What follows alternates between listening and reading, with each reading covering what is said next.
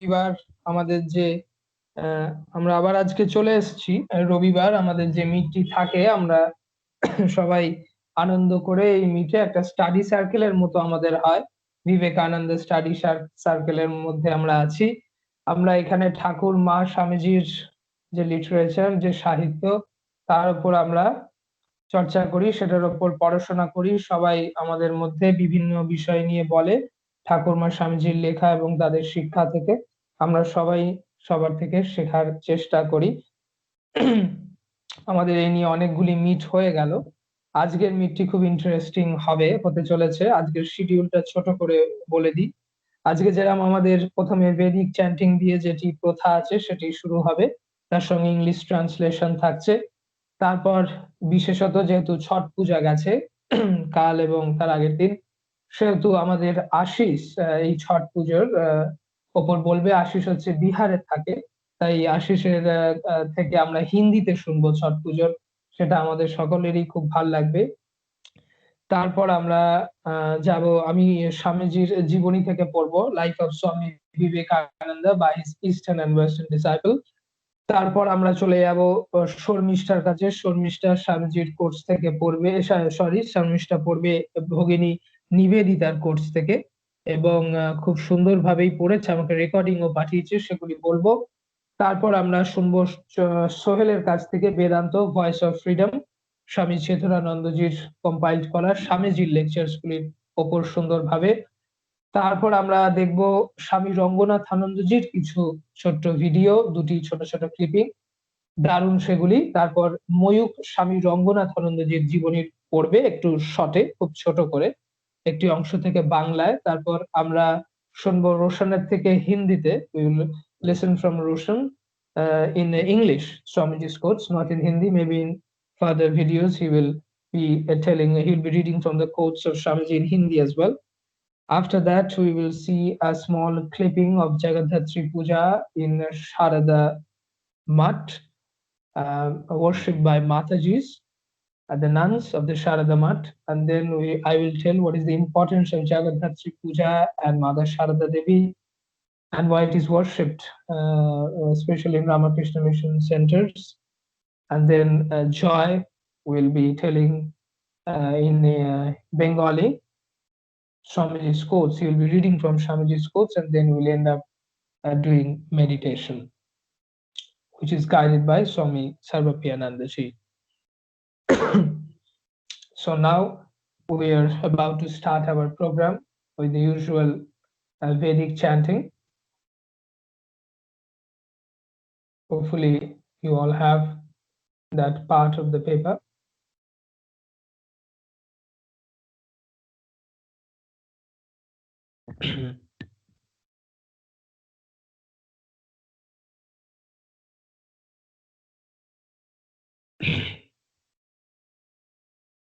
The chanting is about to start. We'll try to chant together.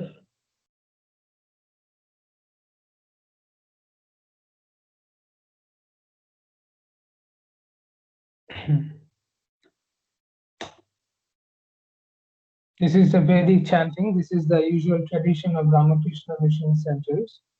To start,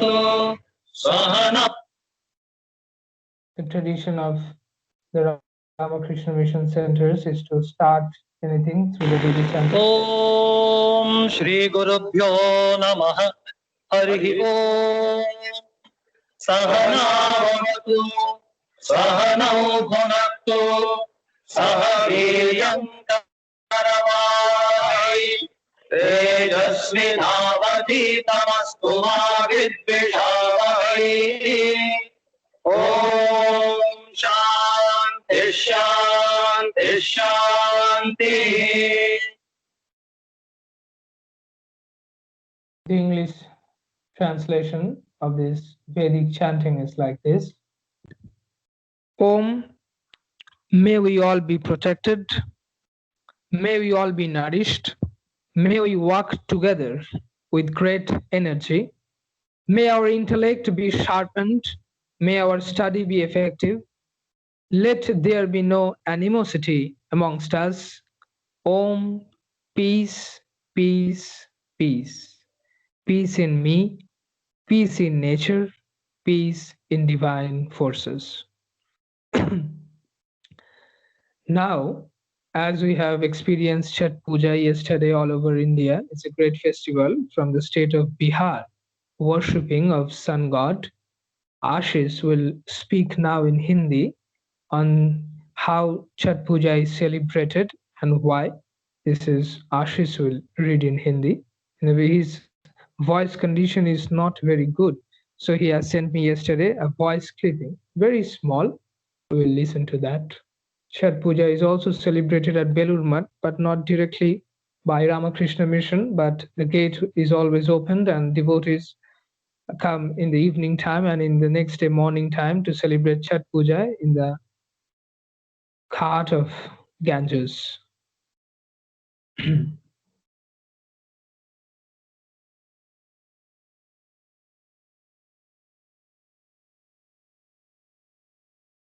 सुप्रभात सभी को, और को भी बहुत बहुत धन्यवाद जो उसने मुझे फिर से मौका दिया बोलने को। जैसे कि आप जानते हैं कि हमारा एक बहुत ही महत्वपूर्ण पर्व छठ पूजा जो हमारा कल खत्म हुआ, और जो पर्व 3 दिनों के लिए मनाया जाता है और हमारे लिए काफी महत्वपूर्ण माना जाता है।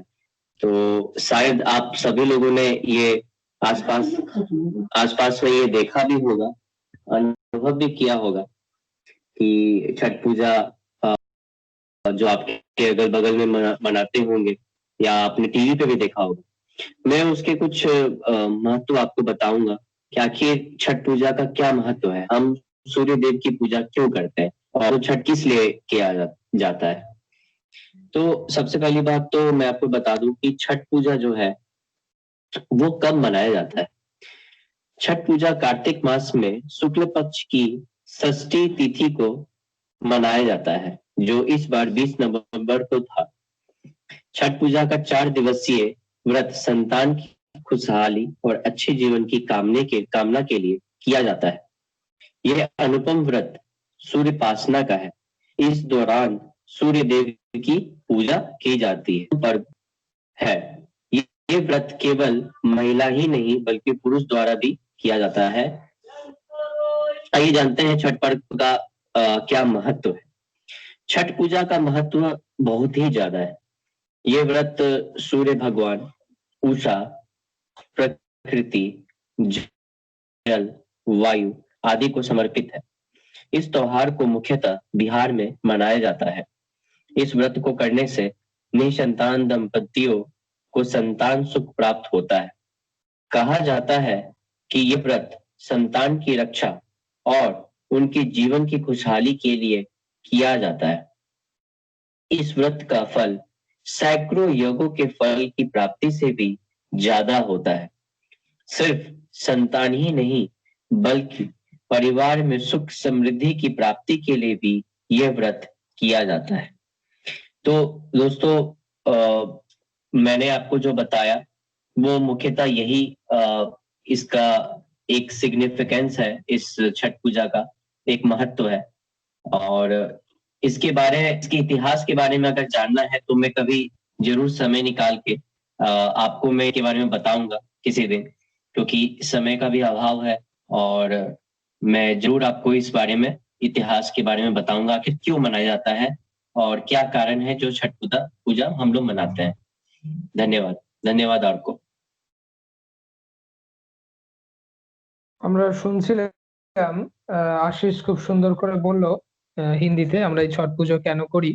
আগামী দিনেও আরো ভালো করে বলবে, আরো ডিটেলসে। আমার যতদূর মনে পড়ছে একটি লেখাতে পড়েছিলাম, আমি অথেন্টিসিটি ক্লেম করছি না কতটা ঠিক ভুল।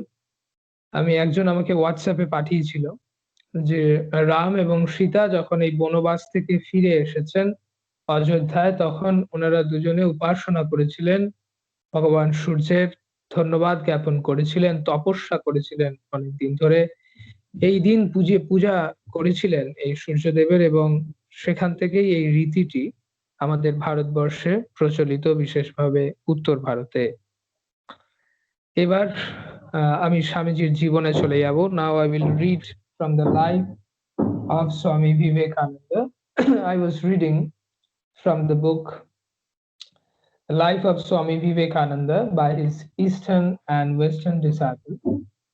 And we were reading the young days of Swamiji, especially his friends, what type of friends he met. We saw in the last reading that he never met with any kind of uh, friends who will harm the human nature or who are associated with evil means. He always had a discrimination from childhood. This also makes us think that the name of Swami Vivekananda, Viveka means to discriminate, who has the power to discriminate. Sri Ramakrishna often used to say that we must always have bichara, that means we must always discriminate between the real and the unreal.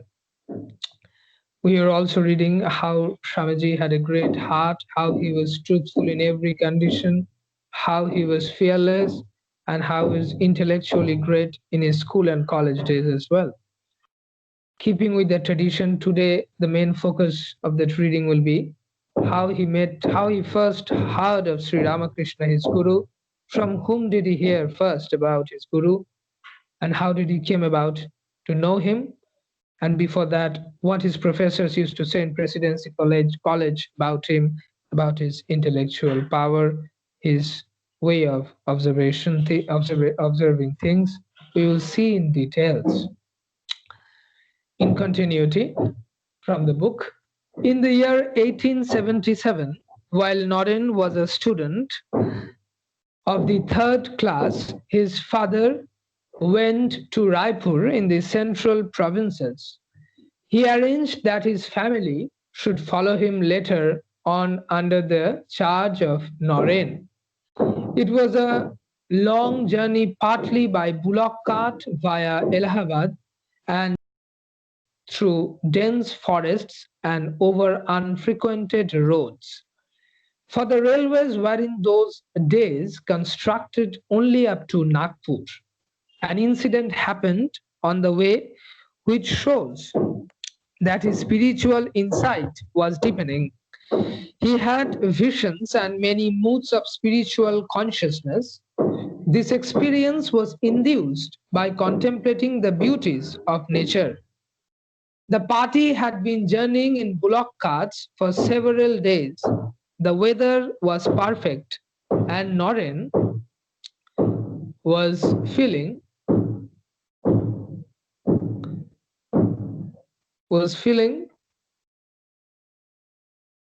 some problem. Is what?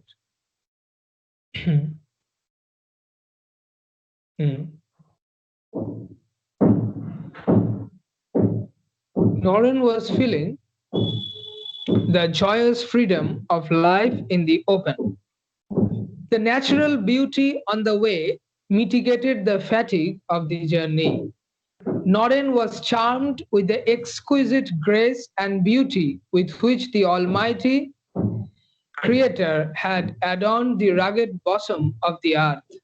On that very particular day, the party was passing over the Vindhya range, where the lofty hills on either side of the road almost met.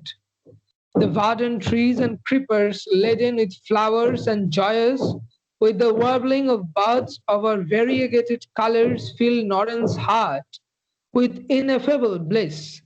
Suddenly, his eyes alighted on a very large hive in a cleft in one of the hills. It must have been there a very long time. His mind, in thinking of that colony of bees, was soon lost in wonder at the majesty and power of the divine providence.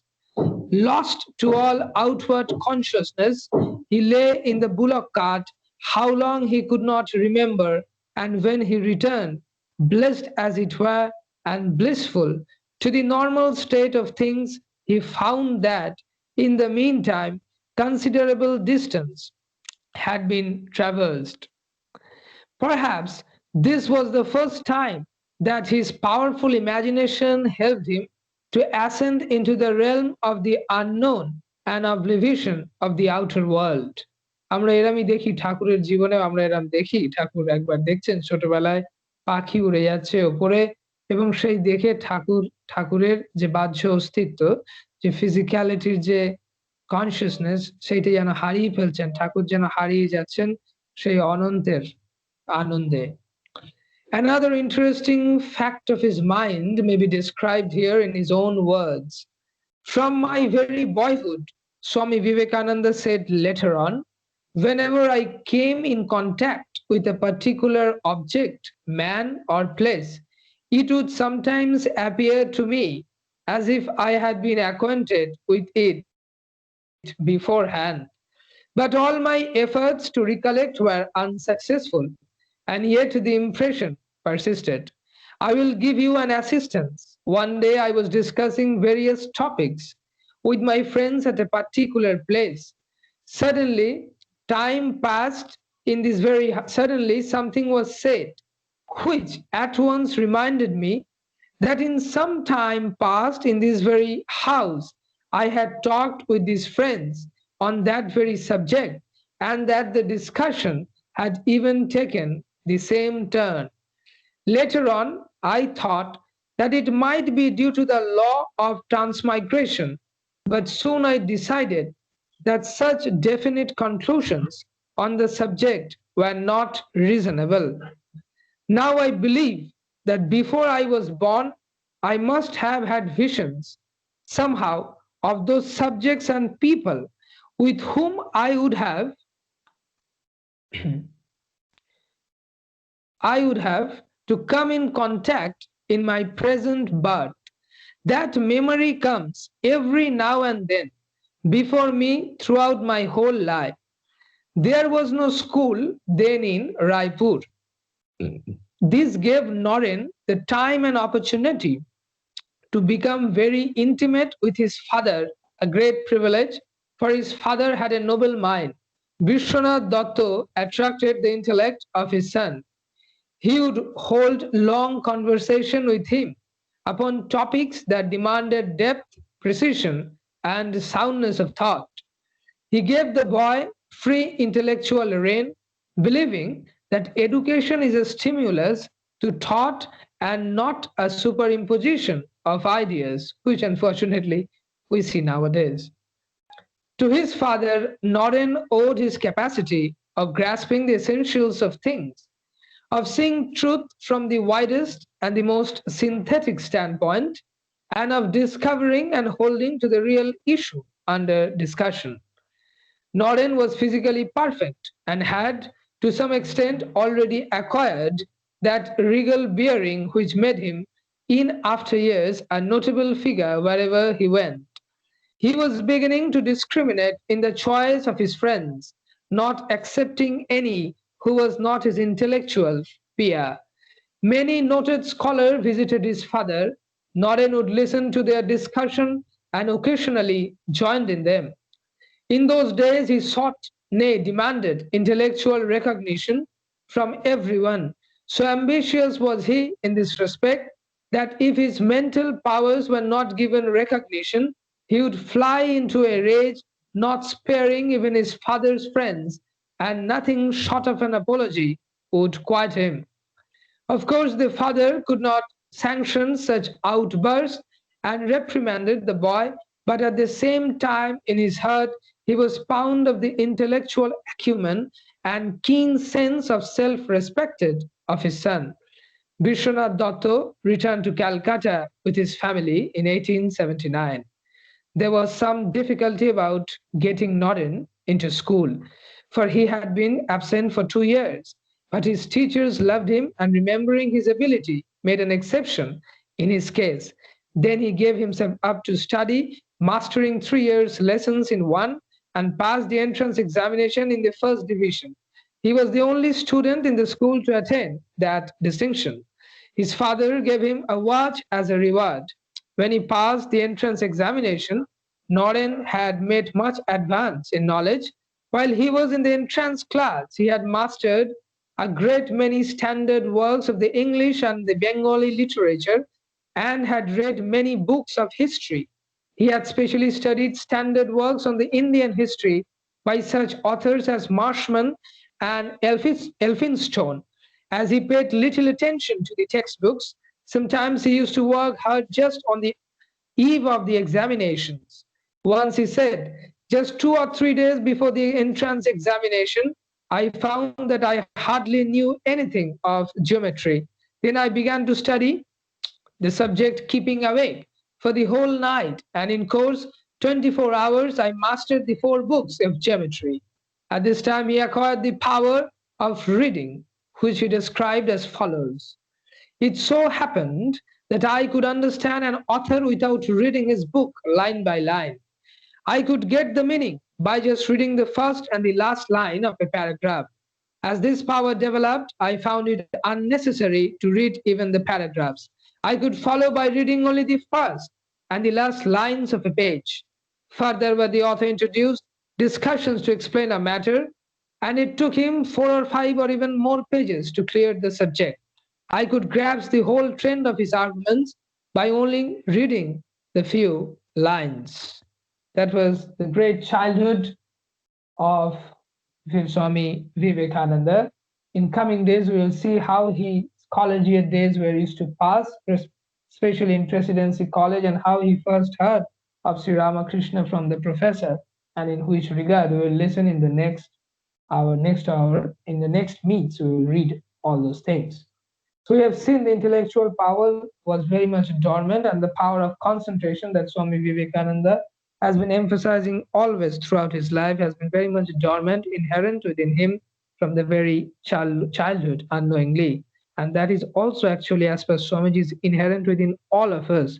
The more we concentrated being we become, the more powerful will be our work. Now we will go to the much awaited lecture of Vedanta by Sohail. Sohail has introduced the book Vedanta, Voice of Freedom in a beautiful manner, compiled by Swami Chaitanananda-ji, which comprised of Swamiji's lectures under various headings. Sohail has given a beautiful explanation, and also today he will continue from that beautiful book. Practical Vedanta, what we say is what Swamiji's philosophy is, and how to make the religion practical in our everyday life and everyday action. That is what Vivekananda preached throughout the world, how to make religion practical, not just limited in the church, temple, or in any religious houses, but how to make it every time practical living in our day-to-day life. Through Vedanta, Swamiji preached that philosophy, and Sohail will be reading from that very book, Vedanta, Voice of Freedom. Now Sohail will read.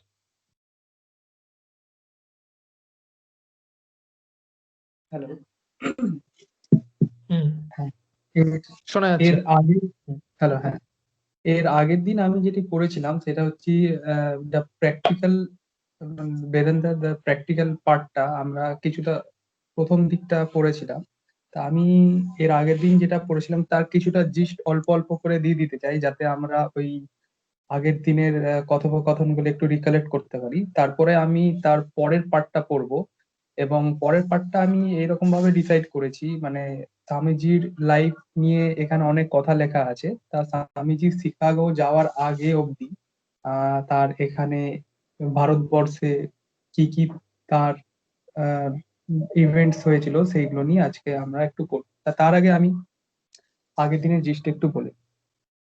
আগের দিনে যেটা আমরা পড়েছিলাম সেটা হচ্ছে that the great souls are born whose lives are lived for good for others.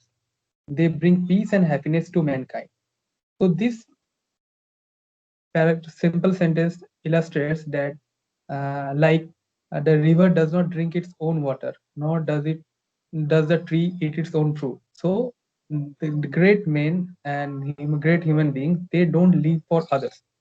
They don't live for themselves, they live for others. They spend their life for the benefit of humankind as a whole. So this was the first important message. The second was that of the practical Vedanta that spoke about was that Vedanta teaches about the oneness of truth, the divinity of man, and the harmony of religion. This was the second point. thirdly, then we came down to know about Vivekananda's early childhood when he was a very much follower of meditation. And as a boy, he had an inclination to become a wandering monk.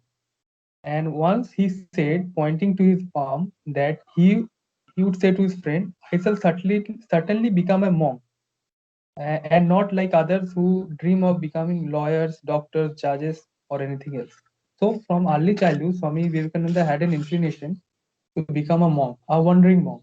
He was deeply into meditation, and his his inclination later, we all know, developed into a great human being, which we are all proud of. We also came to know about Swami Vivekananda's early understanding that one should not accept anything without any evidence. So this came through his knowledge of Western teachings. He he was in the middle of both Western and Indian teachings, and he understood both the realms very well. And from the Western teachings, he studied different religious and philosophical system, both from the East and West, and from different leaders he met, but he was never satisfied with his questions. He could nothing could actually satisfy his devouring hunger for truth. So at last he met Sri Ramakrishna at Dakshineshwar temple near Calcutta, and once he asked that, "Have you seen God?" And for the answer, Sri Ramakrishna replied very beautifully. He said, "Yes, I have seen God. People shed torrents of tears for their wives, children, wealth, and property." So, in the same way, if someone weeps for the vision of God, if one cries sincerely for God, he can truly see Him. So, this was his answer, and Swami Vivekananda was overwhelmed by this kind of answer, not like others that you pray for God, you do this thing and that thing for God. But this simple answer greatly influenced him. But there was many times when Vivekananda tested his own teacher, Sri Ramakrishna, and he would test him in many ways, and he would get an answer in a very sweet and satisfying manner, and their bonding grew. However, there was many times when Swami Vivekananda was not accepting his words also. He once said that it is blasphemous to believe, for there is no difference between philosophy and atheism. There is no greater sin in the world than to think oneself as identical with the Creator. So this was the conflict that came uh, in Vivekananda when he came to know about the non-dualistic Vedanta. Now, what is non-dualistic Vedanta? Non-dualistic Vedanta teaches that Brahman is the ultimate reality, that is, existence of knowledge, the bliss of absolute. That is, the world is nothing but same, only it's have different form and name, all of which are apparent and not real, having only a relative existence. But from the absolute standpoint, everything is Brahman, one without a second. The individual soul is nothing but Brahman. Name and form evolve and dissolve, but the self, the real nature of every being, is immortal and unchanging. So, when Vivekananda was first introduced to this concept, he didn't agree with it. He was totally against with it, and this came because he was also studying Western philosophy, which stressed on the fact that one should not accept anything without evidence. So he was not totally complying with this concept. So he said, I repeat, that there is no greater sin in the world than to think oneself as identical with the Creator. I am God, you are God, these things created are God. What can be more absurd? The sages who wrote such things must have been insane. But Ramakrishna was very clever, and he knew how to train this mind. This young man, outspokenness did not deter him. He replied, "You may not accept the views of these seers, but how can you abuse them or limit God's infinitude? Go on praying to the God of truth and believe in any aspect of His that He any aspect that his and the truth and believe in any aspect of his that he reveals you. So this answer was also very well satisfied Swami Vivekananda, and was he later preached the non-dualistic concept of Vedanta to the entire world. So this was the excerpt from my first speaking that I gave few weeks ago. So I will read from the thing that succeeded this. I will read from the book, and you listen it, and you will certainly enjoy it. I hope. According to the Vedantic tradition, one must reach an understanding of the philosophy with the help of Shruti, Yukti, and Anubhava. So Shruti, Yukti, and Anubhava, this means Shruti means scriptures, Yukti means reasons, and Anubhava means experience. Vivekananda's rebellious nature did not surrender easily. He was a votary of truth. Whatever did not tally with reasons and experience, he considered false, and it was his nature to stand against falsehood. One day at Dakshineshwar, while chatting with one of his friends, Vivekananda sarcastically remarked concerning the Vedantic experience of oneness. How can this be? This jug is God, the cup is God, we two are God. Nothing can be more preposterous. Sri Ramakrishna heard Vivekananda's laughter from his room. He came out and inquired, "Hello, what are you talking about?" He then touched Vivekananda and entered into Samadhi. Preachers merely talk about religion, but incarnations like Buddha, Krishna, and Ramakrishna can transmit religion through a glance or by a touch. Vivekananda graphically described the effect of that touch. The magic of touch of the master that day immediately brought a wonderful change over my mind.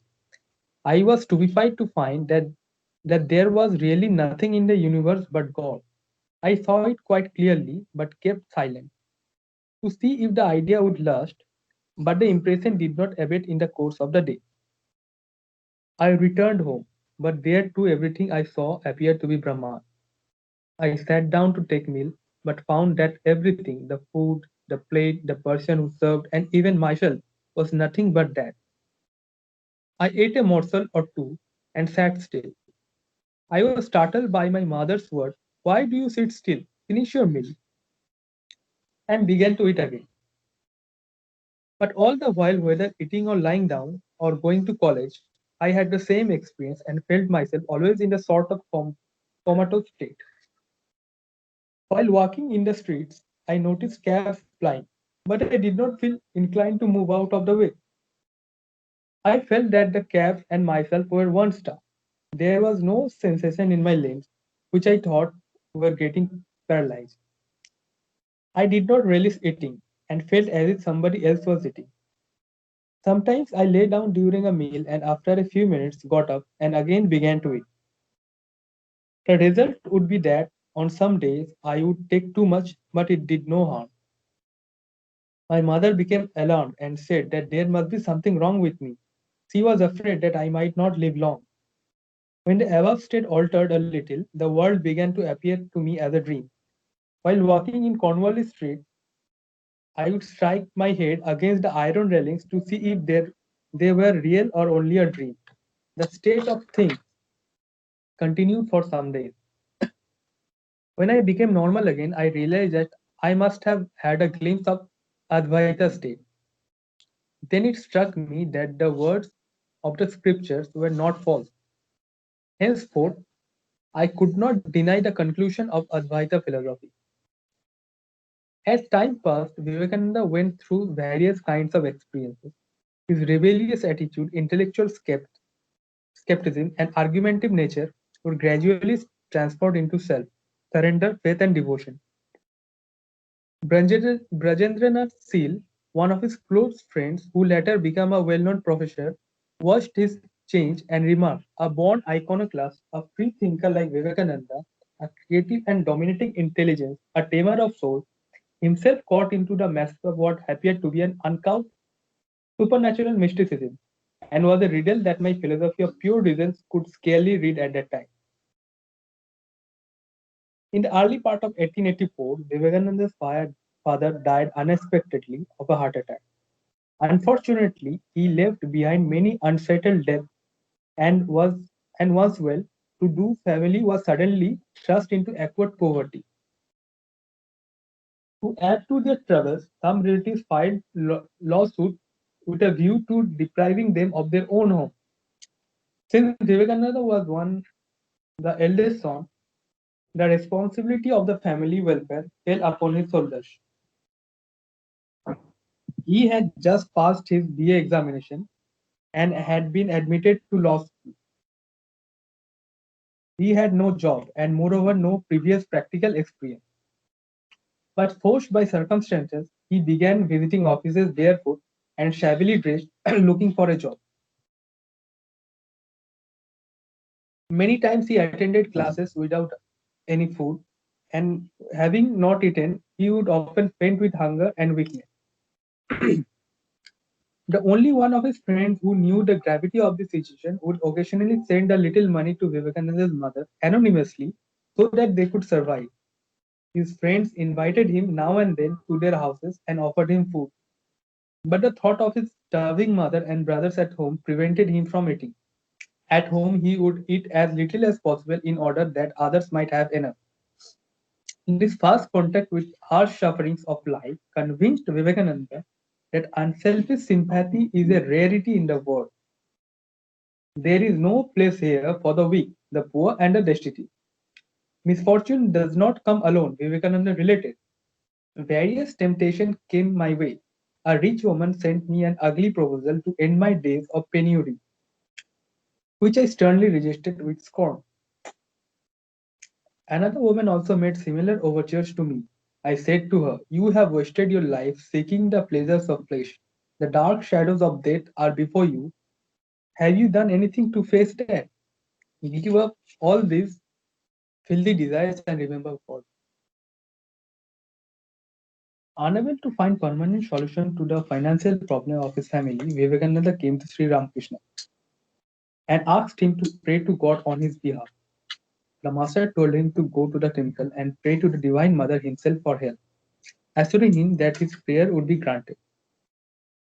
Vivekananda went to the temple with great expectations, but as soon as he came before the image of Divine Mother, he saw she was living and conscious. He forgot the world, he forgot the pitiable condition of his mother and brothers. In ecstatic joy, he prostrated before her and prayed, "Mother, give me discrimination, give me renunciation, give me knowledge and devotion. Grant that I may have an uninterrupted vision of thee." He came back to Sri Ramakrishna and told him what had happened. Sri Ramakrishna sent Vivekananda back to the temple to pray again, but the same thing happened. The third time he remembered his intention, but he felt ashamed to ask for something so small from the Mother of the Universe. At last, at Vivekananda's request, Sri Ramakrishna blessed, "All right, your people at home will never be in want of plain food and clothing." Vivekananda learned from his master that synthesis of knowledge and devotion, the harmony of religions, the true purport of scriptures, and the ownership of God in man. When Sri Ramakrishna was on his deathbed at Kausipur Garden House, Vivekananda requested a boon from him that he could remain immersed in Nirvikalpa Samadhi, the culminating Vedantic existence, for 3 or 4 days at a time. In that state, however, knowledge and knowable became one. But Sri Ramakrishna reprimanded him. "Shame on you! You are asking for such an insignificant thing. I thought that you would be a big banyan tree, that thousands of people would rest in your shade. But now I see that you are seeking your own liberation." Sri Ramakrishna knew that the future mission of Vivekananda, which was service to humanity, so he guided him in that direction.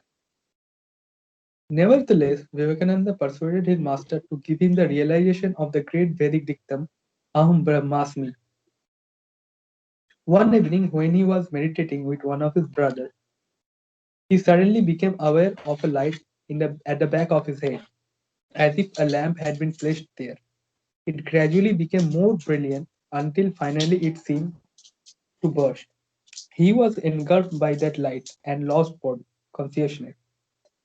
After some time, when he started to regain consciousness, he cried out, "Where is my body?" The amazed brother disciple assured him, "It is there. Don't you feel it?" He then rushed to Sri Ramakrishna's room upstairs and told him Vivekananda's condition. "Let him stay in that state for a while," remarked Sri Ramakrishna. "He has pestered me long enough for it." After Sri Ramakrishna passed away on August 16, 1886, some of the young disciples under the leadership of Swami Vivekananda established a monastery at Baranagar. There they embraced a life of renunciation and took final monastic vow, as Sri Ramakrishna had done according to the order of Shankara, the great teacher of non-dualistic Vedanta. Thus Ramakrishna order came into existence, taking for its motto to work for one's own liberation and to dedicate oneself to do good for the world. There is a saying, the monk is pure who goes, and the river is pure which flows. So in the same way, sometimes Vivekananda left the monastery to live as a wandering monk. He traveled almost all over India, mostly on foot, visiting places of pilgrimage. He was thus able to have first-hand experience of the lives of the people. Seeing the pitiable living condition of the masses, he was at times moved to tears. Only one he who has suffered can understand the suffering of others. Once he remarked with his usual vigor that God, who could not in this life give a crust of bread, was not to be trusted in the next for the kingdom of heaven. He observed that religion was not the crying of need of India, and recalled Sri Ramakrishna saying, "Religion is not for the empty stomach." He cried. He tried to draw the attention of local rulers to the pitiable condition of the masses, but he could not get much response. Later he expressed his feeling, "May I be born again and again and suffer thousands of miseries, so that I may worship the only God that exists, the only God I believe in, the sum total of all souls, and above all, my God the wicked, my God the miserable, my God the poor, all races, of all species, and in all objects of my worship." While Vivekananda was traveling in India, he heard about the Parliament of Religions, which was to be held in Chicago in September 1893. Many Indian rulers and influential people asked him to attend and represent Hinduism, but he refused. While at Madras, he had a symbolic dream in which he saw Sri Ramakrishna walking over the ocean and beckoning him to follow. He also heard the master's voice saying, "Go." And in this way, Vivekananda agreed. So, this is for today. We have seen a little about, we got a little glance about Swami Vivekananda's life before he went for that famous Chicago convocation, how his life was in poverty, how he suffered, and how he was influenced by Sri Ramakrishna, how he got teachings from Ramakrishna. So it is a small part of a big journey. We will move slowly towards the whole journey, step by step. So I hope you like this one. How Vivekananda, who once denied non-dualistic Vedanta, later became a champion of that, and how gradually Sri Ramakrishna passed his own philosophy and his own teachings to Swami Vivekananda. Okay, thank you. অপূর্ব ভাবে বললো সোহেল, আমার গায়ে কাঁটা দিচ্ছিল। হয়তো আমরা যারা শুনছিলাম লাইভ, পরবর্তীকালেও যারা শুনবে ইউটিউবে, তাদেরও গায়ে কাঁটা দেবে। এবং যেভাবে সোহেল তার আগে একটা অপূর্ব ইন্ট্রোডাকশন দিল শর্টে, আগের দিন কি বলেছে, আমার তো মনে হচ্ছিল যে আমি অনেক বড় বড় ব্যক্তিত্ব যারা এই স্বামীজি লিটারেচারে এক্সপার্ট এবং বহুদিন ধরে এই বেদান্ত প্র্যাকটিস করছে তাদের নিজের জীবনে, তাদের বক্তৃতা শুনেছি। এবং তারপর সোহেলের আজকে যেভাবে ও একদম নিজের ভাষায় সহজে প্রথমে বললো ইংলিশে, মনে হচ্ছিল সত্যি মানে একটা অপূর্ব অনুভূতি হচ্ছিল, যেন মনে হচ্ছে আমরা সবাই স্বামীজির সেই আশীর্বাদে আমরা যেন তার যে সিলেক্টিভ মানুষ, তিনি যেন সিলেক্ট করে নিয়েছেন তার কোন জায়গাটা কে পড়বে, মনে হচ্ছিল আজকে যথার্থ যে এই বেদান্তটা থেকে যে সোহেল পড়ছে যেন স্বামীজি সেই জায়গাটি ঠিক করে দিয়েছেন। এবং অপূর্বভাবে আমাদের বেদান্ত জার্নিটা চলছে, সবই শুরু হয়েছে কিন্তু প্রত্যেকটা কথা আমাদের যেন ছাপ রাখছে। আগের দিন অনেকদিন আগেও পড়েছিল কিন্তু কোথাও অসুবিধে হলো না আজকে ধরতে তার পরের থেকে, কারণ এত সুন্দর জিস্টে ও বললো। আমার তো মনে হলো যে যখন ও জিস্ট করে বললো যে জায়গাটা প্রথমে, সেই জায়গাটা পড়ার থেকেও আরো অনেক সুন্দর হয়েছে, কারণ সেটা তো একদম হৃদয় থেকে বলেছে। আমি সোহেলের কাছে একটা রিকোয়েস্ট রাখবো যে জায়গাটা ও প্রথমে ইন্ট্রোডাকশনটা খুব সহজ ভাষায় আমাদের যেরকম বললো, সেটা যদিও কোথাও লিখে লিখে রেখেছে সেখান থেকে বললো কিনা জানি না, সেটা যেন খুব সাবধানে ভালোভাবে রাখে, কারণ পরবর্তীকালে এই জিনিসগুলো কিন্তু কাজে লাগবে। কারণ একটা বড় গ্রন্থ তো সব জায়গায় পড়া সম্ভব নয়, কিন্তু ছোট আকারে কোথাও যে এই জিনিসগুলো জিস্টে যদি বলতে হয়, আগামী দিনে সোহেলের এই জায়গাটা আমরা সবাই অনেক অন্যরাও অনেক কিছু শিখতে পারে খুব শর্টে এই বেদান্ত স্বামীজির জার্নি। তো আমি সোহেলের কাছে রিকোয়েস্ট রাখবো যে ওই জায়গাটা যেখান থেকে ইন্ট্রোডাকশনটা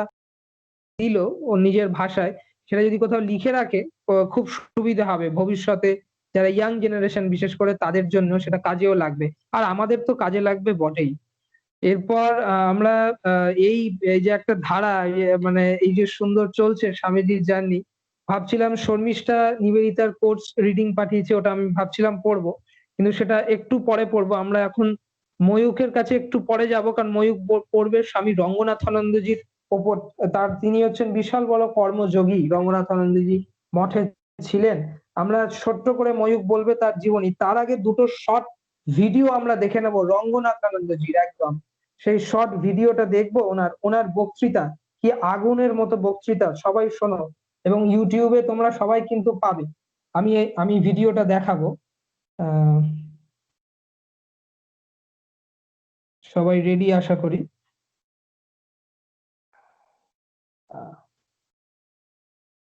video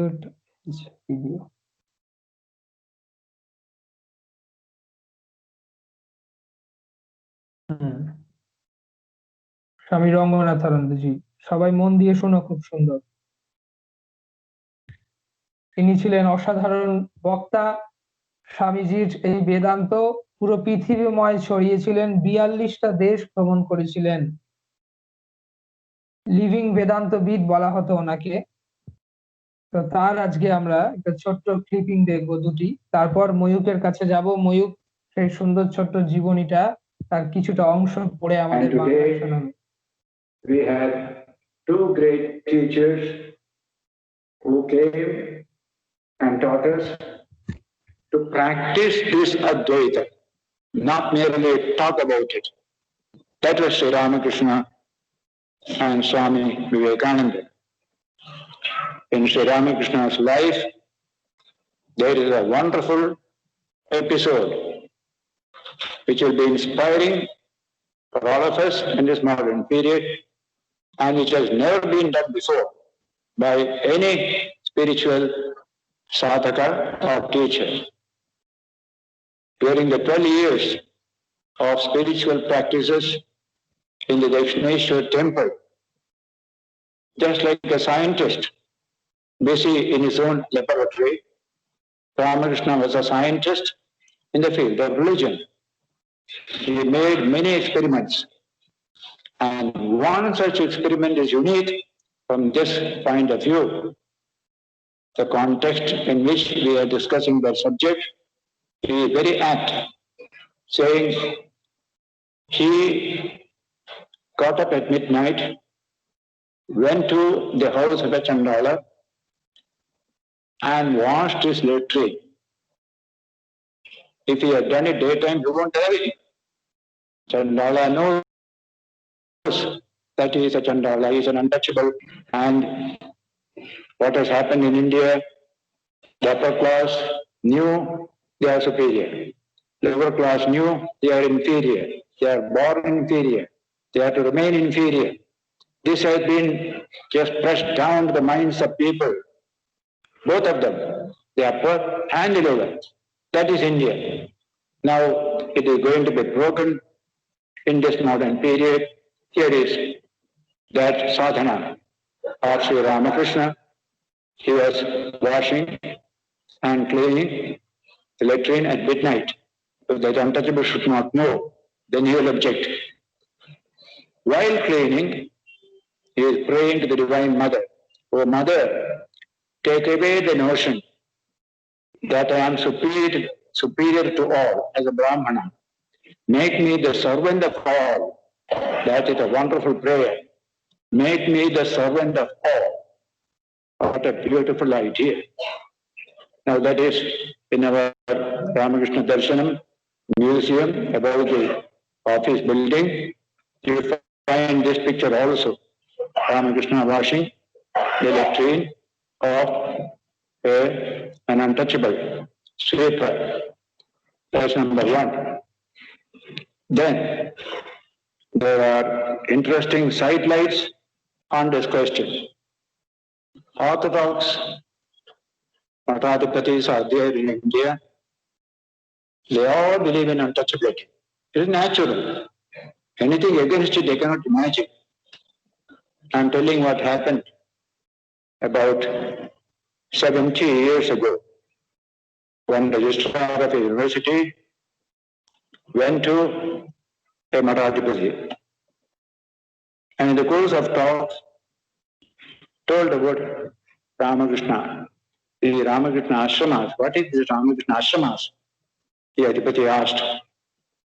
That gentleman was a registrar of a university. He told the Mathadhipati about Ramakrishna. In the course of his talks, he referred to this sadhana of Sri Ramakrishna, that he went and washed the latrine of an untouchable. As soon as the Mathadhipati heard it, he could not bear to hear anything about it. Stop, stop. Don't tell it. Don't tell it. That gentleman said, but he did it. He said, even if he has done it, don't tell it to others. Don't tell it to others. It is degrading to the Brahmana. That gentleman said, to me, I find it is the greatest thing for a Brahmana. But they couldn't come to a common understanding. It is a modern mind. That is the old tradition. This is one part of the story. আমরা দেখলাম কি অপূর্ব ঠাকুরের সেই সাধন জীবনের একটি কথা বললেন, যেখানে জাতপাতের ওপরে ঠাকুর চলে গেছিলেন এবং এখনো মানুষ মেনে নিতে পারছে না, তার একটি স্মৃতি বললেন স্বামী রঙ্গনাথানন্দজি। ওয়ার্ক ইজ ওয়ার্শিপ আমরা বলে থাকি স্বামীজির ডক্ট্রিন, সেটার ব্যাপারে রঙ্গনাথানন্দজি একটি বাইরের বিদেশি ইউনিভার্সিটিতে, মনে হচ্ছে বাকলে ইউনিভার্সিটি যতদূর মনে পড়ছে, সেখানে বলছেন ওয়ার্ক ইজ ওয়ার্শিপ স্বামীজির যে ধারণাটা সেটি কি, খুব স্মলে বলছেন। With reverence. What is worship? Swamiji gives a beautiful insight into this concept. We often hear in Vedantic books the statement, work is worship. When does work become worship? First of all, it must contain the spirit of service, and that's not enough. Every service cannot become worship. But along with service, if there is reverence also, then every work becomes worship. When you go to a church, you serve in the church. Say, washing, sweeping, dusting you do. You are serving there. But that service is accompanied by a spirit of reverence. That's why it becomes a worship. Similarly, in human relations also, if you can combine service with reverence, then it becomes worship. Work is worship from this point of view. You are serving your little baby. Wonderful. Serve it with love, but with reverence. There's a divine spark in that child. Then that very work becomes worship. This is the great philosophy of work Swami Vivekananda taught. And this was at the back of his mind when he said this, worship is the exact equivalent of the Sanskrit word. No other English word will do. Everything that you do to the other human being is worship. Stand before the other human being in reverence. Don't stand in a superior attitude.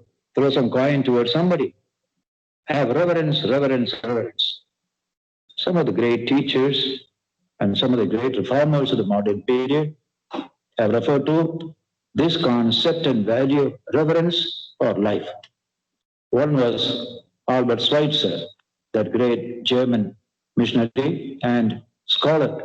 Reverence for life should be the center of our attention. In Swamiji, you find the explanation for it, reverence, because there is a spark of the divine in every human being. I may be poor, I may be down and out, I may be broken, but that divine is always there. And so stand in reverence before every human being. Convert your work into service and service into worship by adding reverence to that service. He said this in that Madras lecture. At that time, this teaching of Kapila to his mother Devahuti was at the back of his mind. Here is that wonderful verse that comes a little later after the verses which I quoted earlier had been mentioned.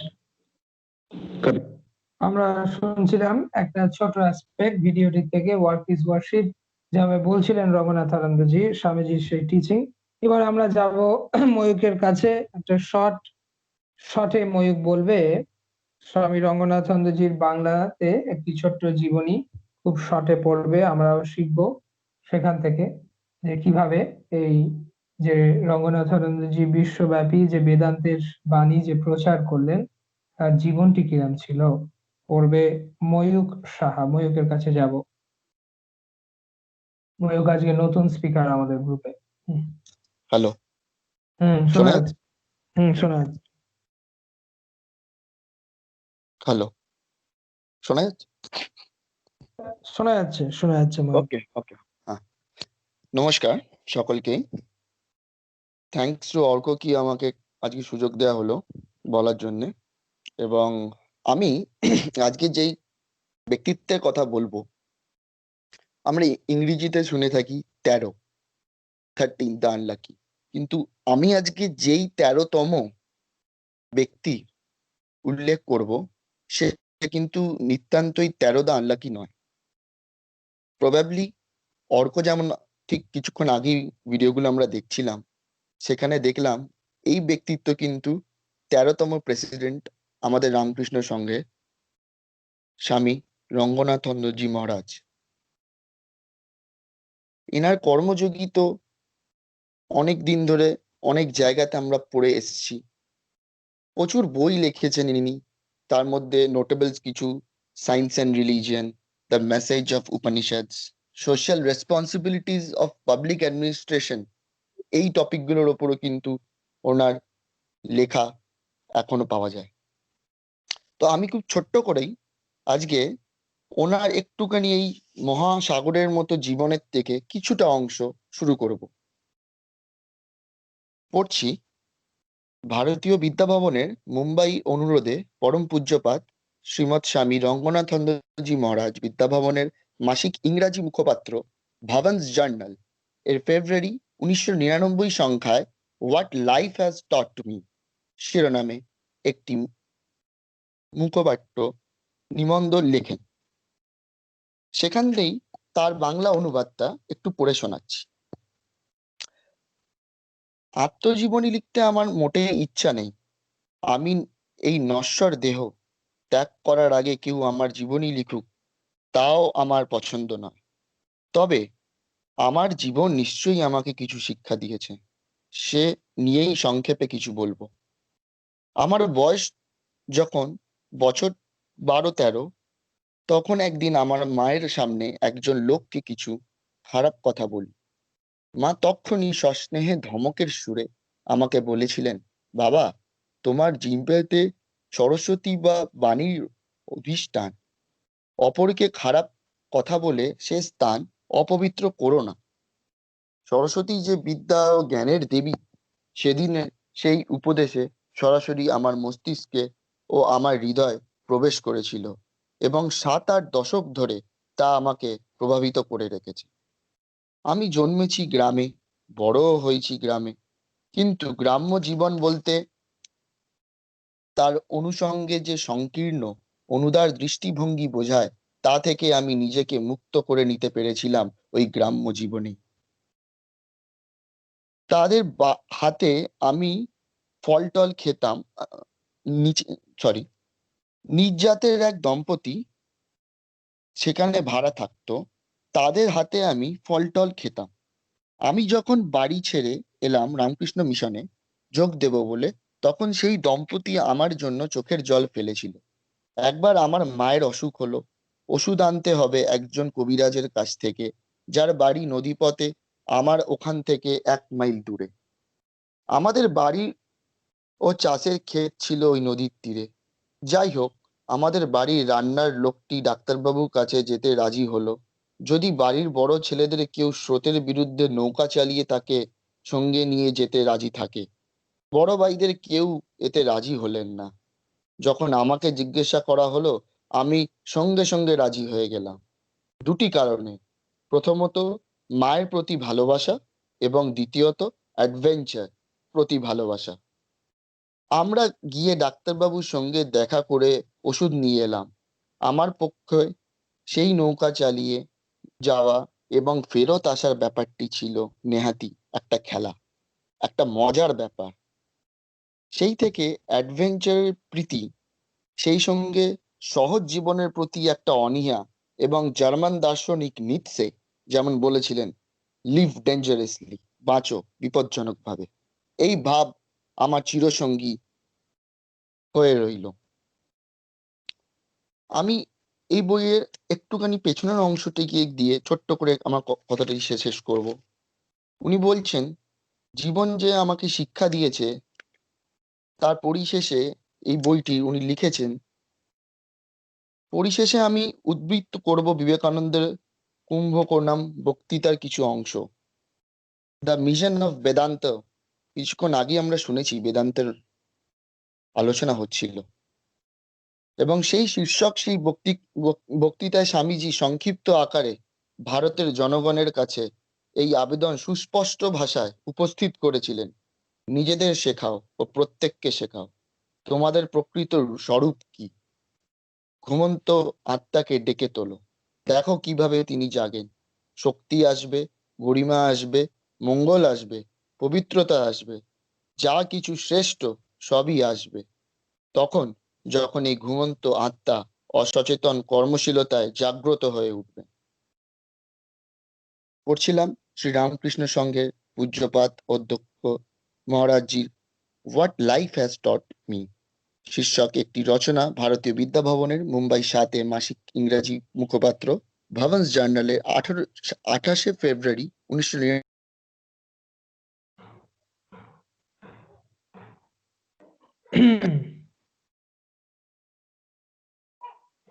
আমার মনে হচ্ছে কিছু audio problem হয়েছে ময়ূকের, তবে আমরা একদম ওর শেষ করলো, তারপরই অডিও প্রবলেমটা মনে হচ্ছে হয়েছে।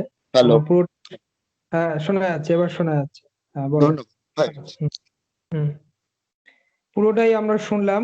ময়ূক খুব সুন্দরভাবে এক্সপ্লেন করলো স্বামী রঙ্গনাথানন্দজির নিজের লিখে যাওয়া what life has taught me. জীবন আমাকে যা শিক্ষা দিয়েছে। আমার মনে হয় একটা পাতলা বইও আছে, ছোটি বই, বাংলা ভার্সনে। আমরা যেন যদি পাই এই বইটি যেন পড়ি সবাই। এই বইটা থেকে আগামী দিনে অনুরোধ করব ময়ূককে, আমাদের গল্পের মতো মনে হচ্ছিল সেই জায়গাগুলি থেকে পড়ে শোনাতে, যাতে আমরা সবাই এই বিশাল বড় সাধুর যেই কর্মময় জীবন, তার থেকে আমরা আমাদের ছোট্ট জীবনে যাতে অনেক কিছু শিক্ষা গ্রহণ করতে পারি। আমরা দুটি ভিডিও দেখলাম, আগামী আগেও ইচ্ছে আছে পরবর্তী যে আমাদের মিট গুলো হবে সেখানেও স্বামী রঙ্গনাথনজির ছোটখাটো ভিডিও আমরা ক্লিপিং দেখবো, এই ইচ্ছে আছে। খুব সুন্দর ময়ূক, আমাদের সবারই খুব ভালো লাগলো। অনেক অনেক ধন্যবাদ ময়ূককে। এবার আমরা চলে যাব এই ভাবধারাটা বজায় রেখেই আরেকজন কর্মযোগীর জীবন, ভগিনী নিবেদিতা, যাকে স্বামীজি নিয়ে আসছেন এই ভারতবর্ষের জন্য, ভারতবর্ষের মানুষের সেবার জন্য, পৃথিবীর মানুষকে আলো দেখানোর জন্য, এই সেবা ভাবে বিশেষ করে ভারতীয় বোধ যেটি সেটি জাগিয়ে তোলার জন্য, এই ভারত কি, ভারতবর্ষ কি, সেইটা যেন আমাদের শেখাচ্ছেন নিবেদিতা। পড়ছে শর্মিষ্ঠা আজকে কিছু quote. Sharmishtha will read from the quotes of Sister Nivedita in English, and also her experience after joining this group in her own words. We will now listen to Sarmishta Das. She will speak in English on Sister Nivedita.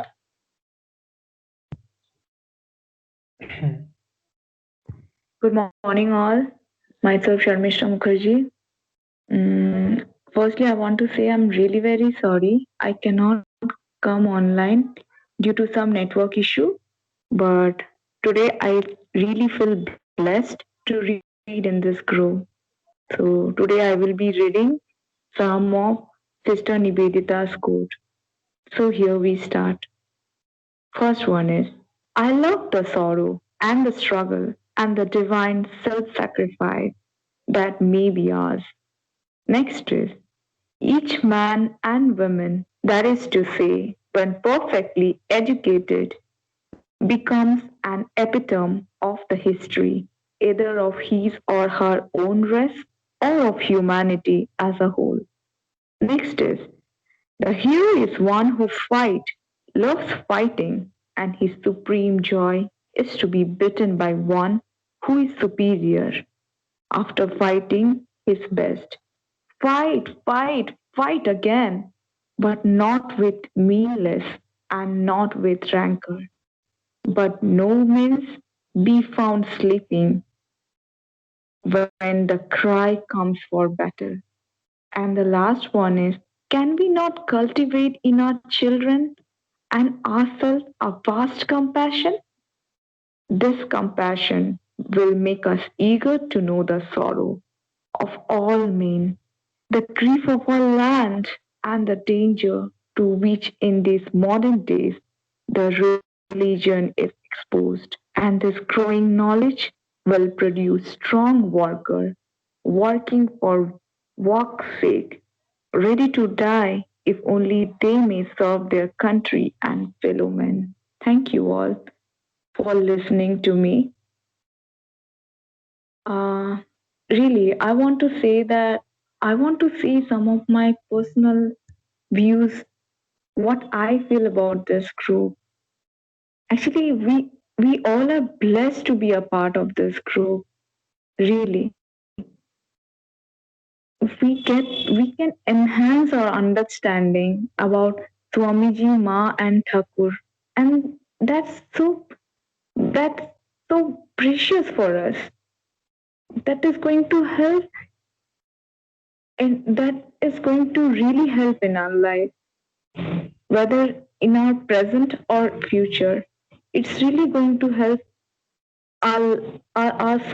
It's really going to help us till the last breath of our life. And really, I'm very grateful to you all for posting so many beautiful thoughts and so many things. And Orko, really, I'm thankful to you that you took an initiative to open such kind of group, which can really help everybody, each one of us. Thank you. Have a good day all. আমরা শুনছিলাম শর্মিষ্ঠা বলছিল ভগিনী নিবেদিতার বাণীগুলির ওপর ইংরেজিতে খুব সুন্দরভাবে বললো। আগামী দিনেও আমরা শর্মিষ্ঠা থেকে এক্সপেক্ট করি যে ও লাইভ আসুক বা রেকর্ডিং পাঠাক, এই সিস্টার নিবেদিতার কোর্স গুলো আগামী দিনেও আমরা শুনবো। আজকে আরো দুজন স্পিকার যারা আছে সেটা হচ্ছে রোশন আর জয়, তাদের কাছে আসছি। তার আগে একটু ছোট্ট করে বলবো, জগদ্ধাত্রী পুজো যেটি কালকে হতে চলেছে, নবমী কালকে, যেটি রামকৃষ্ণ মঠ মিশনের কালকেই পুজো হয়। এই জগদ্ধাত্রী পুজোর একটি মাহাত্ম্য আছে আমাদের রামকৃষ্ণ মিশনের ইতিহাসের সঙ্গে। সারদা মা, শ্রী শ্রী সারদা মায়ের সঙ্গে এই ইতিহাস জড়িয়ে আছে। সেটি হলো, একবার একটি ভক্ত শ্রী শ্রী মাকে নিয়ে আসছেন বিষ্ণুপুর থেকে, কোয়ালপাড়া আশ্রমের দিকে নিয়ে আসছেন মাকে। তো জিজ্ঞাসা করছেন বারবার যে মা তুমি কে, তোমার স্বরূপ বলো। তখন মা বলছেন, মা দেখাচ্ছেন তাকে সেই জগদ্ধাত্রী রূপ এবং সেই জ্যোতির্ময় রূপ দেখছেন সেই ভক্তটির নাম চন্দ্রমোহন দত্ত। মাই তো ছিলেন জগদ্ধাত্রী, আবার মাই সেই তার দর্শন করাচ্ছেন, কিন্তু সবাইকে করাবেন না। বলছেন কথা দাও যে তুমি এই যে যেটি দেখলে সেটি যেন আর অন্য কারুর কানে না, আর অন্য কারুর কাছে যেন শরীর থাকা অবস্থায় আমার কারুর কাছে না বলো এই ঘটনাটি। তারপরই তাকে সেই দিব্য দর্শন দিচ্ছেন এবং সেই দর্শনে বুঝিয়ে দিচ্ছেন মাই হচ্ছে সেই জীবন্ত জগদ্ধাত্রী। হরি প্রেমানন্দজি পরবর্তীকালে মায়ের সেবা করতে গিয়ে দেখছেন মায়ের যে পায়, যে আমাদের যেটি ফুট বলি একদম শেষের অংশ পায়, সেখানে পায়ের পাতা যেটি বলি, সেখানে শিরা বেরিয়ে আছে। তখন ওনার মনে হচ্ছে হরি প্রেমানন্দজির যে তো সাধারণ একজন নারীর পায়ের মতোই, লোকে যে এত ওনাকে শ্রদ্ধা করে, এত উঁচু অবস্থায় রাখে, তা তো বোধ হচ্ছে না।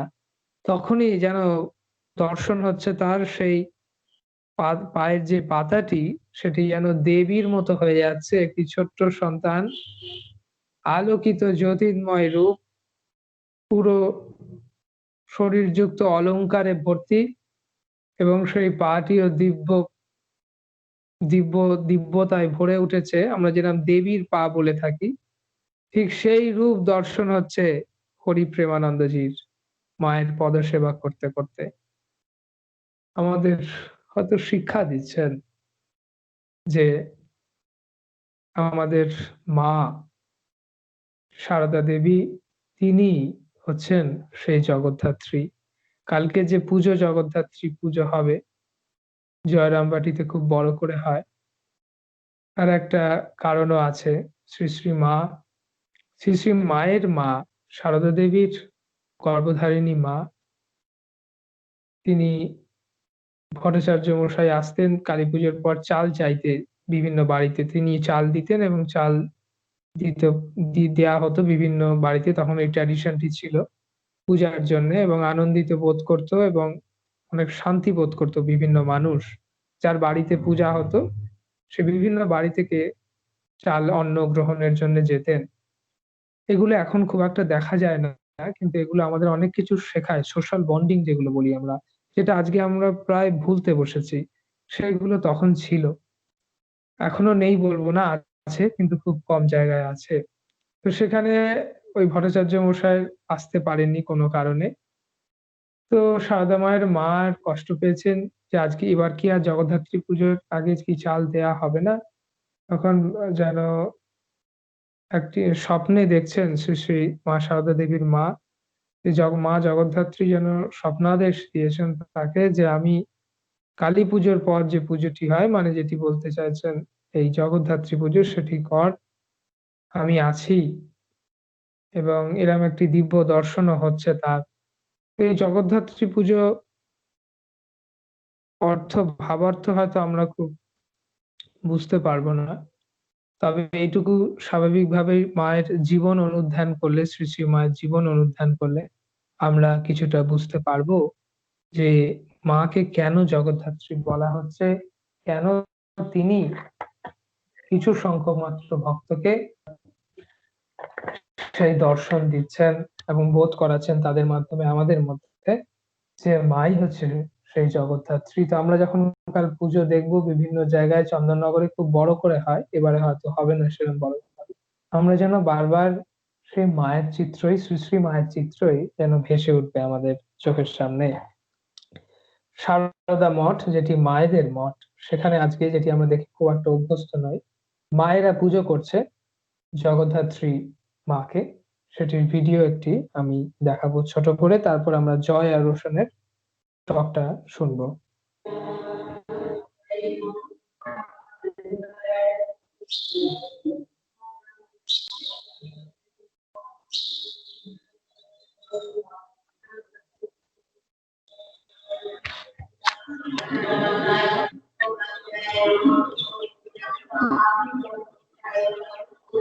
এটা আমরা দেখছি সারদা মঠের জগদ্ধাত্রী পুজো। মায়েরা পূজা করছেন মা জগদ্ধাত্রীকে। অপূর্ব চিত্রটি।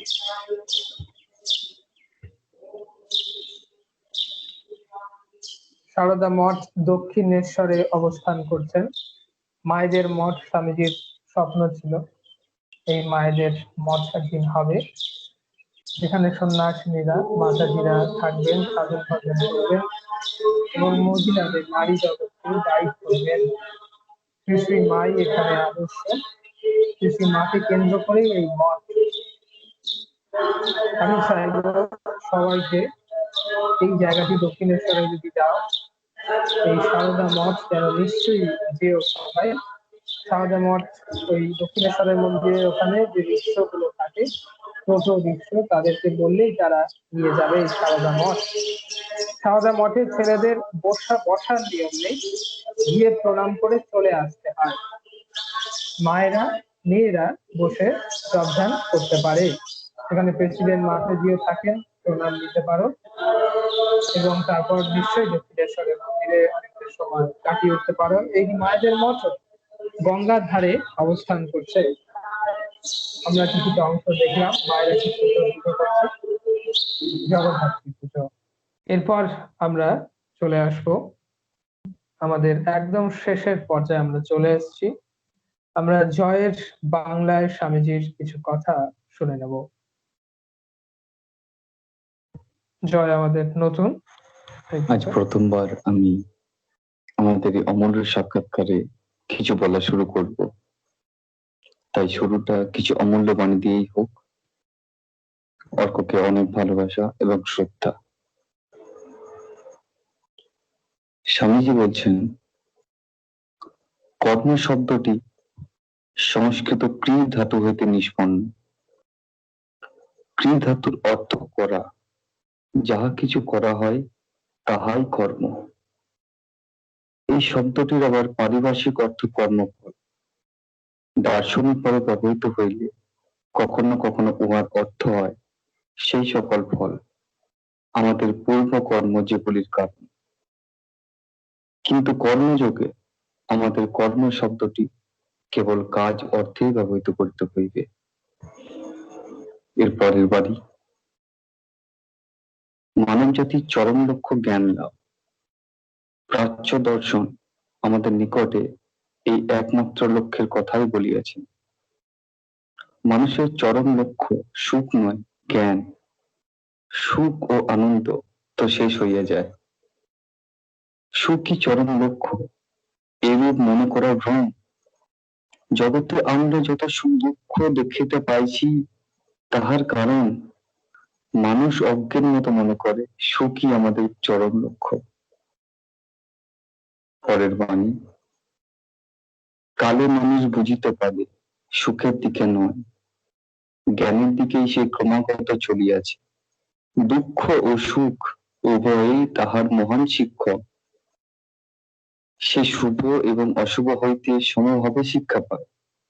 সুখ দুঃখ যেমন আমাদের মনের উপর দিয়া চলিয়া যায়, অমনি তাহারা উহার উপর নানাবিধ চিত্র রাখিয়া যায়। আর এই চিত্র সমষ্টি বা সংস্কার, সমষ্টির ফলকেই আমরা মানুষের চরিত্র বলি।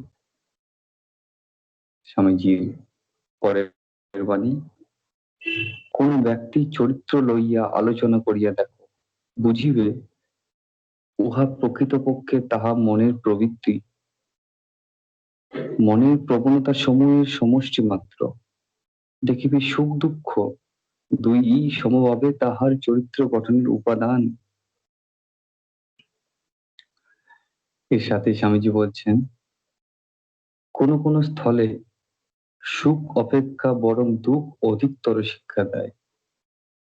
জগতের মহাপুরুষদের চরিত্র আলোচনা করে দিলে দেখা যায়, অধিকাংশ ক্ষেত্রে সুখ অপেক্ষা দুঃখ তাহাদিগকে অধিক শিক্ষা দিয়েছে। ধৈর্য শৌর্য অপেক্ষা দারিদ্র্য অধিক শিক্ষা দিয়েছে। প্রশংসা অপেক্ষা নিন্দারূপ আঘাতেই তাদের অন্তরের অগ্নি প্রজ্বলিত করতে অধিক পরিমাণে সাহায্য করিয়েছে।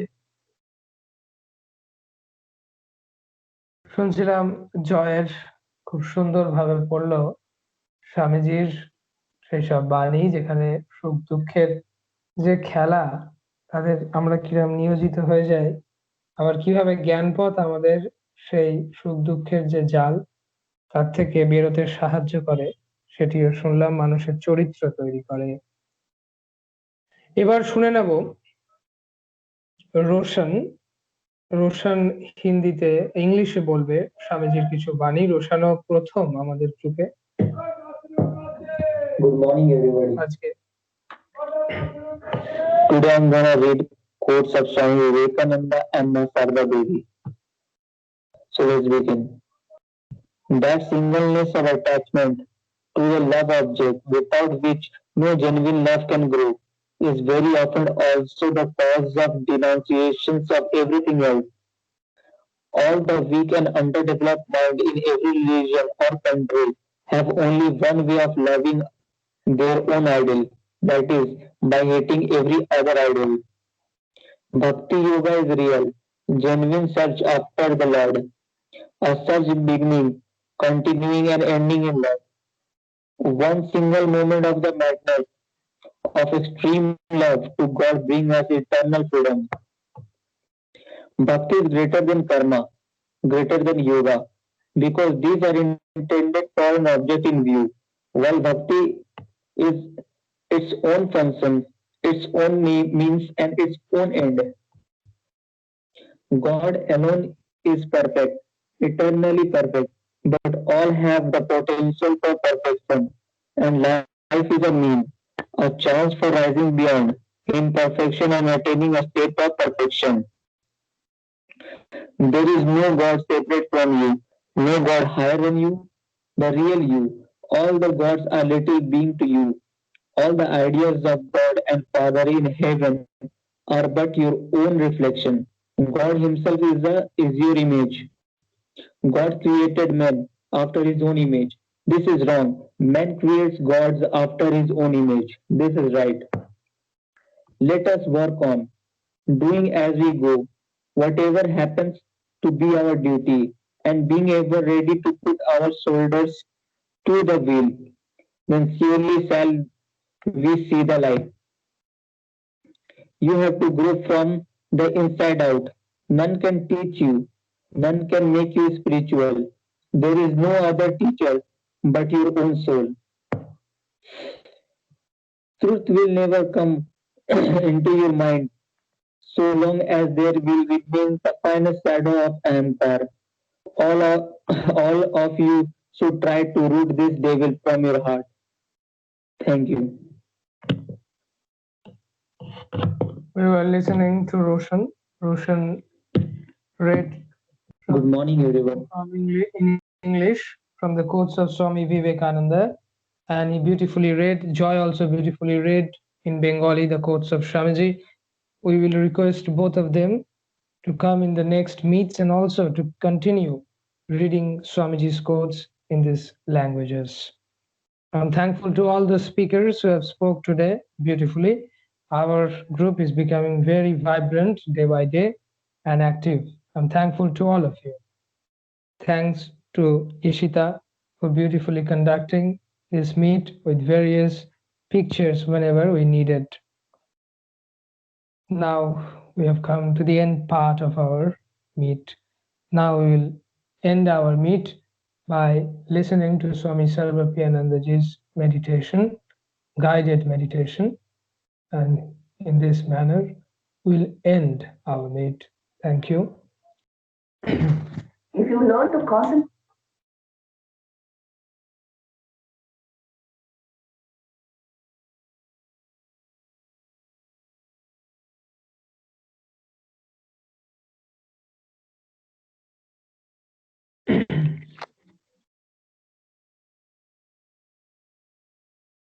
We can relax and sit down. Sitting straight, but relaxed, not rigid,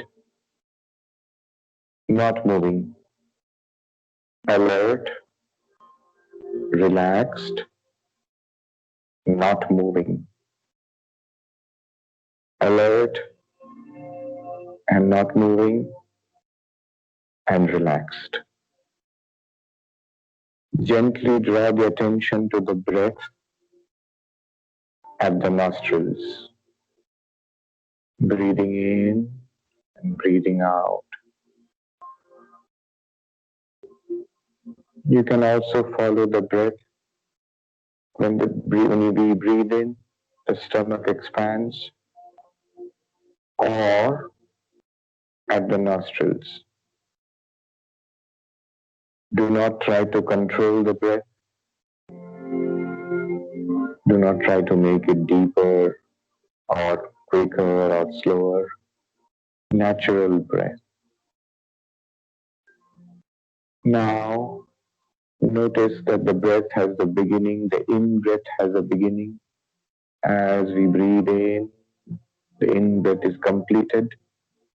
Then there is a pause and then the exhalation starts. The out breath is completed. And then again the in breath. Let it be gentle. When the in breath begins, mentally count 1. And when the out breath begins, mentally count 2. And again, when the in breath begins, mentally count 3. And then 4. And so on until 10.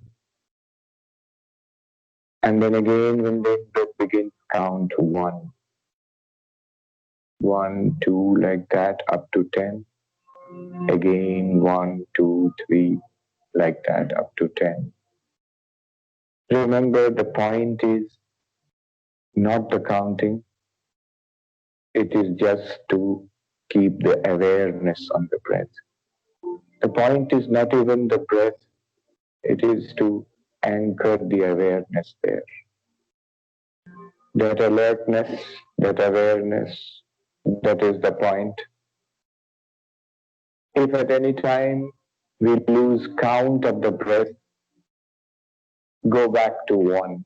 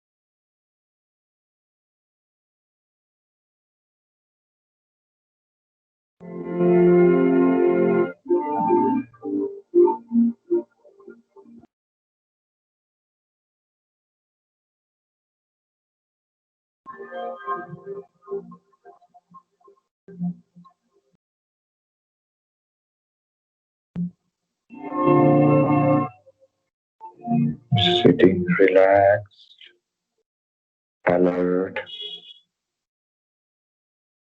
unmoving, breathing normally,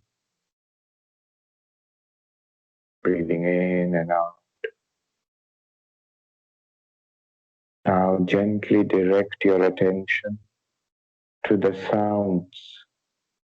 Listen to the sounds in this room.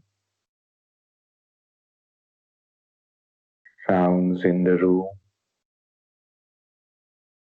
Sounds outside the room. Distant sounds. Notice how sounds come and go, arise and disappear. In your awareness, the sound comes and sound goes. In your awareness, in you the awareness. Not only sound, but all perceptions of the floor beneath your feet, the feeling of the chair on which you are sitting, in your awareness. The feeling of the body, the sensations of the body, the pressure, the warmth, the comfort or discomfort, in your awareness. These sensations float in and out of my awareness. I, the awareness, am a constant light. Even subtler, the thoughts and feelings, they arise in me, the awareness. They shine in my light and they disappear into me again. Even the breath, I am aware of the breath, the in-breath and the out-breath. It arises in me, the awareness, flows in me, the awareness, and disappears back into the awareness. I am awareness, a constant light. In my awareness, time flows, day changes into night. I am aware. The seasons come and go in my awareness. The years pass in me, the awareness. I am constant. The body grows and ages in awareness. Health and sickness and health again come and go in awareness. I, the constant light of awareness, am aware of the changing circumstances of my life. People come and go. Jobs come and go. Homes come and go. All in my awareness. I am that constant light of awareness. I neither come nor go. I neither sicken nor age. Ever the same. I shining, all this else shines after me. In my light is everything lit up. The breath is in awareness. The body is in awareness. Thoughts are in awareness. Feelings are in awareness. I am that awareness. Note how awareness illumines the presence of objects and the absence of its objects. The presence of sound and the absence of sound. How awareness illumines the presence of thoughts and feelings and the absence, the blankness after thoughts and feelings. I am awareness. This awareness is aware of thoughts and feelings, but in itself it is free of thoughts and feelings. They come and go, nothing sticks to you, the awareness.